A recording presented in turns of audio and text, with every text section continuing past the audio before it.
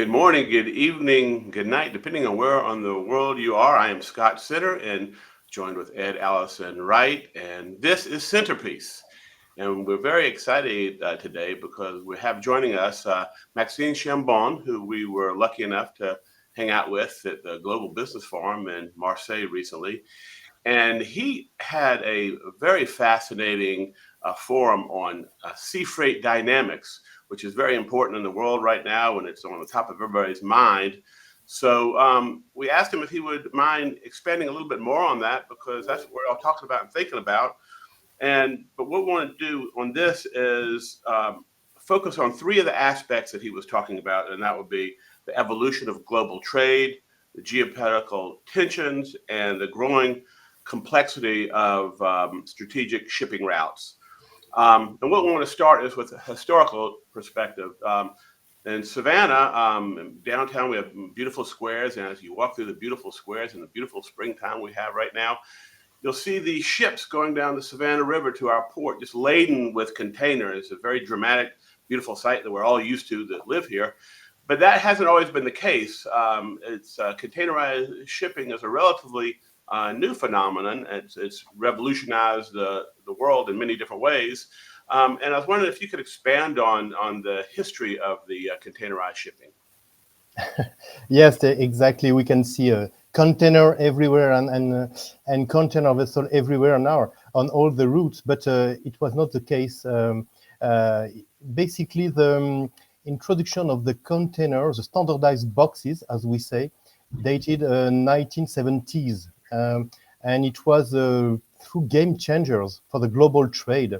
It has completely revolutionized the cargo handling because it's dramatically reduced the loading time, labor cost, and of course the damage. It was safer to ship through container than in bulk vessel.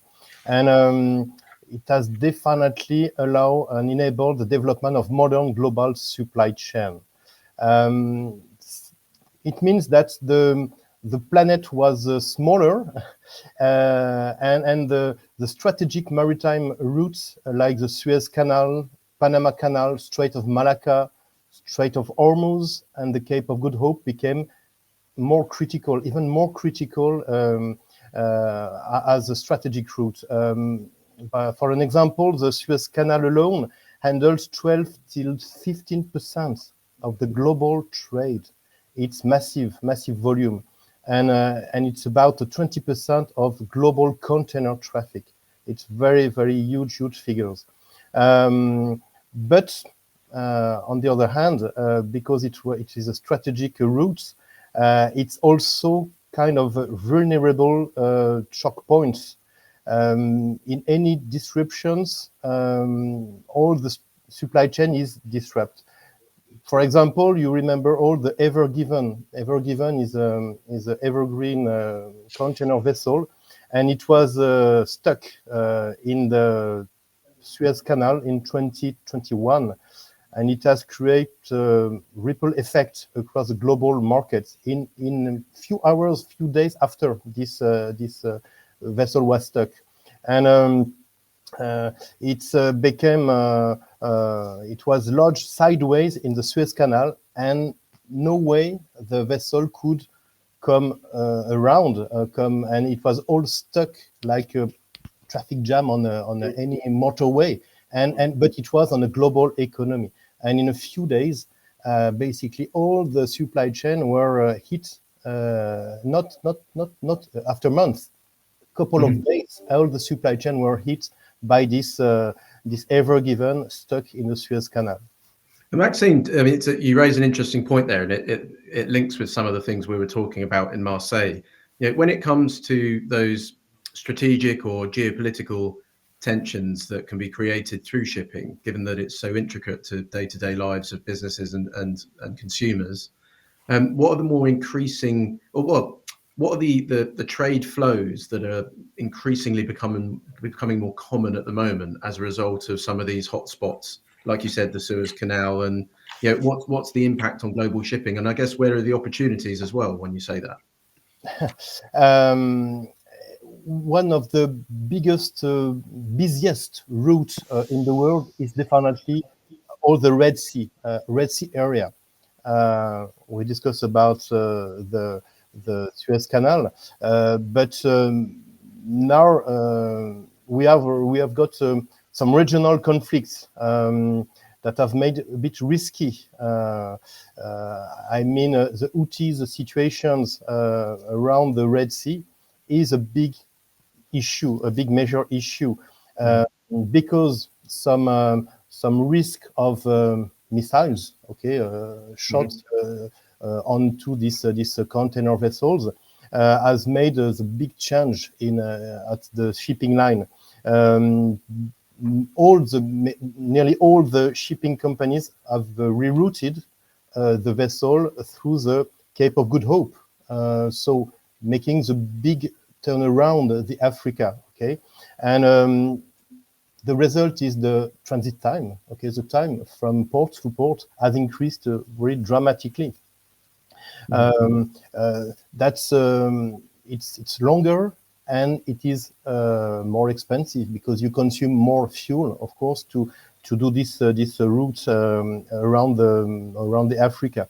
So that's all this make a bit some stone in the foot of the supply chain industry, and the same with the Iran situation, of course. Even if we know that the aircraft carriers are in the area to securize, to make it safer, basically the supply chain can be, let's say, quick impacted, let's say overnight, if any trouble happens. Okay, let's say terrorist attack or missile attack onto this vector of the supply chain. Container vessels are the vector. Okay, they bring so many containers. The biggest are 24,000 equivalent TEUs. It's a huge, massive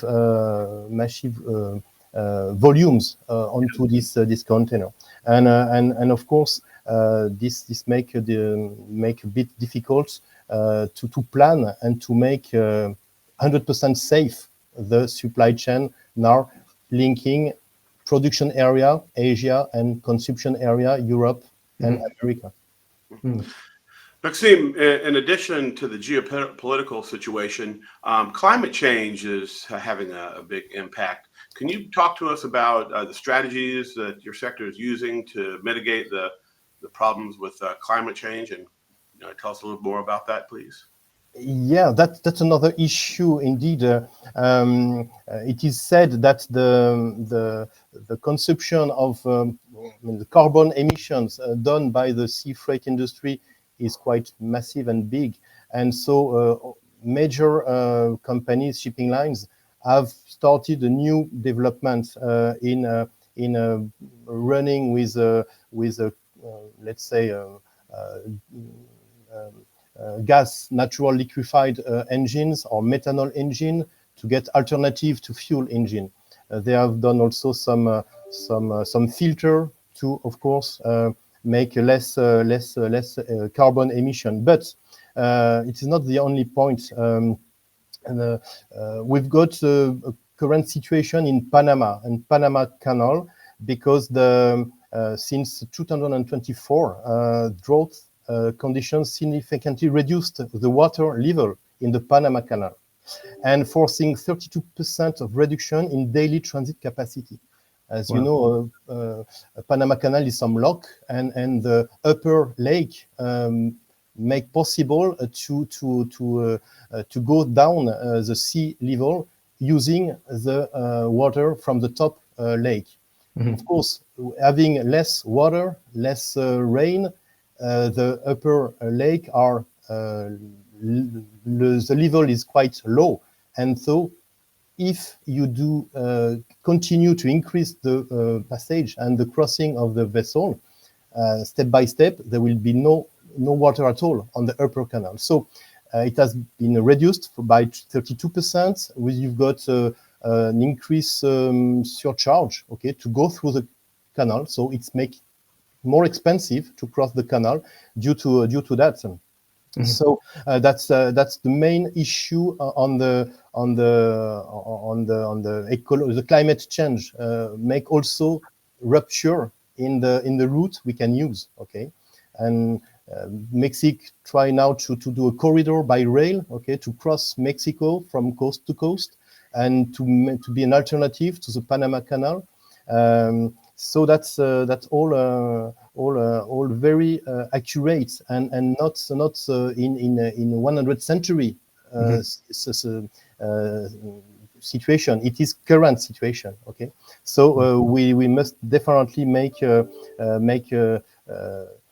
cope with this new change in the climate and to adapt. Okay, the supply chain, the maritime supply chain must adapt to this new change and the new climate impact.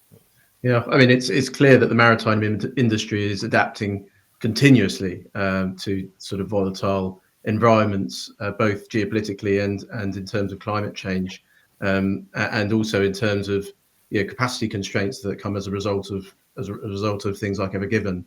So we really appreciate you shedding light on these complex matters, Maxime, and particularly having the benefit of you within our network and being able to turn to you for expertise is fantastic.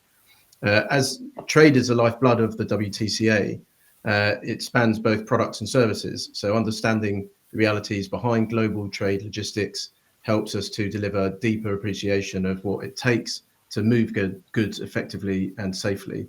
So too often we expect next day delivery without thinking about the intricate web that makes it possible. So we hope to continue this conversation in future roundtables, and providing this sort of information to other World Trade Center members is really important for the success of businesses within our network. Thank you. Also, Peter Goodman, who spoke to the member forum in New York in the fall, wrote a fantastic book on this subject if anybody would like to read it. And also, he's going to be our keynote speaker next month in Savannah at the Prosperity Through Trade Luncheon. So I invite everyone within the sound of my voice to that, and I'd love to host you. And Maxime, if you can't make it, I'll still send you a copy of his book. So thank you very much, everyone.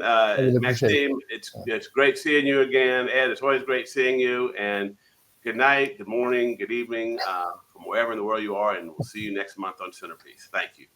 Thank you so much. Au revoir. Bye-bye.